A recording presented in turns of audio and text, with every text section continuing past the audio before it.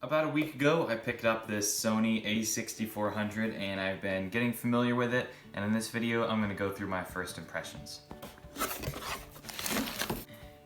First of all, I'm really impressed by the size of this. And this is a camera that can shoot 1080 at 60 frames a second, 4K at 30 frames a second, 2K at 60 frames a second. It's a really great camera, and whenever I first saw it, I was pretty surprised by the size. One reason that I was more drawn to this camera was because it has a really great ISO range, and it is really good at filming in low light situations. So it's more versatile. You're able to take it into a darker room and get some decent shots, although I mean, it's still important to have good lighting. You have a little bit more flexibility with this camera. You have different modes right here if you want to be taking pictures or videos. It can do both. Obviously its specialty is in videos, and I've gotten some really great 4K shots with this thing. Another great thing about this camera is it has a great autofocus. So the main purpose of this camera is going to be filming. And having a good autofocus is going to be really useful, especially when your subject is going to be moving around. There's two different ways to zoom in. You have the manual focus here. You can adjust the focus right here with this thing right here. That moves it in and out, so you can get a nice smooth zoom.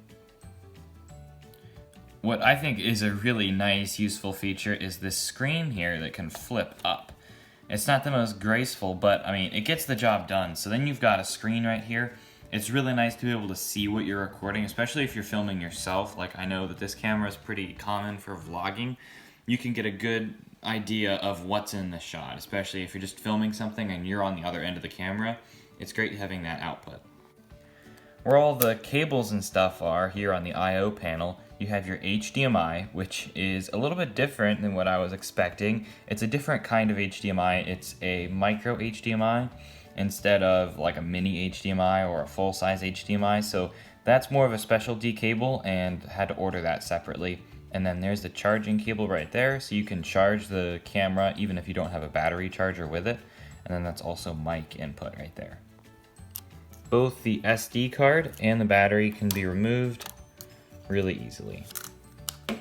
Something that's really important to know whenever you're filming with a camera like this that films in high resolutions like 4K or 1080p is that you have to have a SD card that can stand that high write speed.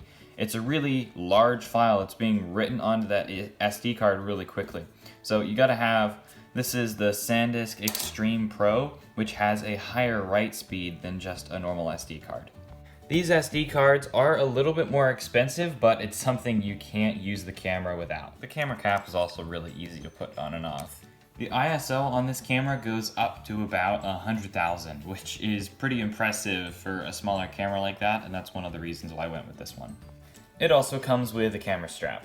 After using this camera for a little bit more than a week, I've been really happy with it, and things have been really easy to figure out how to use on it. But if there's really anything you don't know how to use, there's a big community online that has been using, like, this is a popular camera. It's probably one of the more popular 4K cameras, so there's a lot of documentation on it if there's anything you're not sure how to find out.